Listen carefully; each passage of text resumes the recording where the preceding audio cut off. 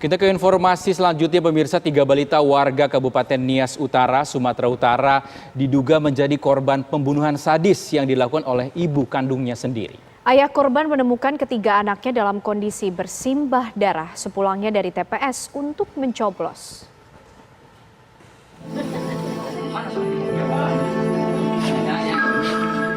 Tiga kakak beradik warga desa Banua Sibohau, Kecamatan Namohalu, Esiwa, Kabupaten Nias Utara, Sumatera Utara ini ditemukan terbujur kaku di sebuah kamar di rumahnya. Delvan Lahagu berusia 2 tahun, Suherman Lahagu berusia 4 tahun, dan Yunius Lahagu berusia 5 tahun diduga menjadi korban pembunuhan sadis yang dilakukan oleh ibu kandungnya sendiri. Pembunuhan diduga terjadi ketika ayah korban sedang pergi untuk mencoblos ke tempat pemungutan suara atau TPS untuk pemilihan Bupati Kabupaten Nias Utara. Sepulang ke rumah, sang ayah mendapati ketiga buah hatinya sudah tewas bersimbah darah. Sementara satu anaknya yang lain selamat karena ikut dengan sang ayah ke TPS. Menurut ayah korban yang juga suami pelaku, setelah membunuh 3 dari 4 anak kandungnya itu, istrinya sempat berupaya mengakhiri hidup, namun tindakan itu bisa dihentikan. Polisi sendiri baru mengevakuasi jenazah korban pada malam hari karena lokasi rumah yang sulit dijangkau dan tidak ada akses jalan. Korban langsung dibawa ke RSUD Gunung Sitoli untuk diotopsi. Sementara itu, pelaku Marina Tafonao langsung dibawa ke Polres Nias untuk menjalani pemeriksaan. Belum diketahui apa penyebab perempuan berusia 30 tahun itu tega menghabisi nyawa ketiga buah hatinya. Dari kota Gunung Sitoli, Kepulauan Nias, Sumatera Utara, One Man Halawa, TV One mengabarkan.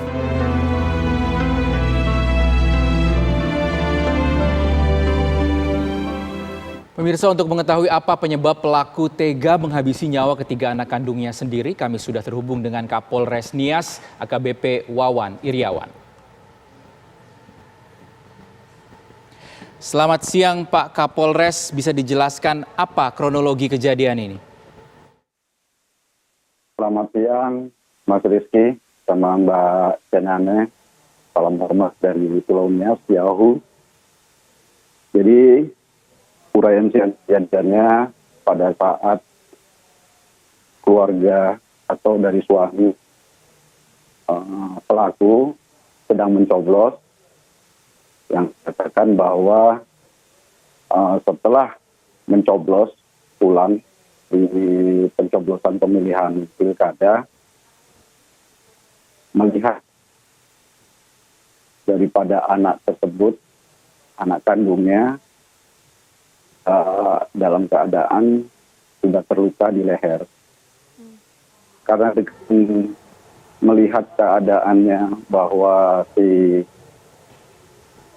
anak kandung itu, anak kandung dari ini bapaknya, langsung dia meminta pertolongan pada tetangganya. Yang mana tetangganya tersebut adalah dari mertua daripada bapaknya. Setelah dia melakukan pertolongan sambil dia mencari daripada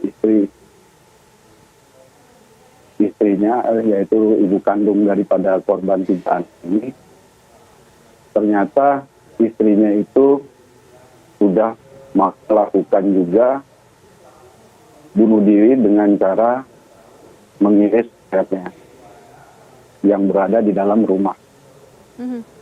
Dalam kamarnya.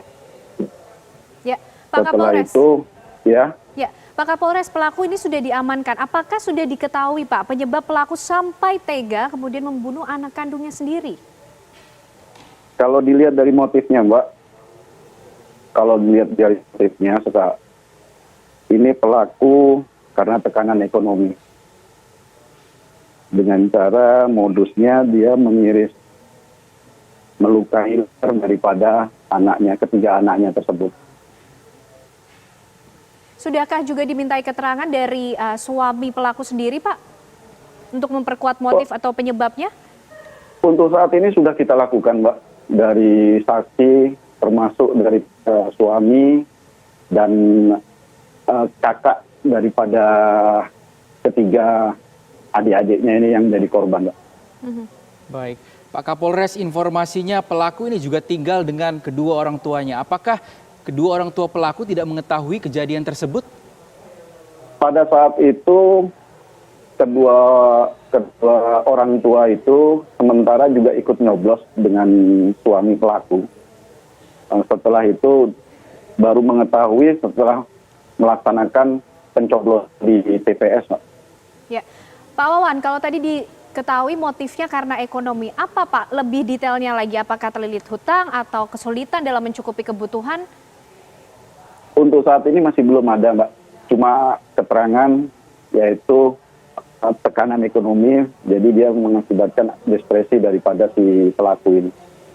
Pak Kapolres, apakah sudah diminta keterangan dari warga ataupun tetangga mengenai kondisi keluarga mereka? Apakah sering cekcok atau terjadi perkelahian?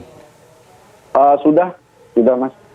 Untuk saat ini belum ada yang mengatakan bahwa si pelaku ini sering ribut atau sering berkelahi atau cekcok lah daripada suaminya ini. Hubungan mereka baik-baik saja selama ini.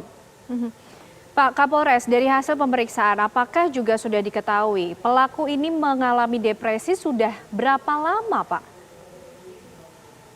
Kalau untuk itunya masih belum, kita masih mendalami, Mbak, untuk sampai ke sananya. Karena sampai saat ini hasil dari pemeriksaan juga, si pelaku ini bila diajak bicara tidak bisa karena kena luka yang ada di lehernya akibat karena dia ingin melakukan tindakan bunuh diri dengan cara melukai lehernya itu. Jadi sampai saat ini pelaku dirawat jalan dan kami terhambat karena masih belum bisa dilakukan pemeriksaan.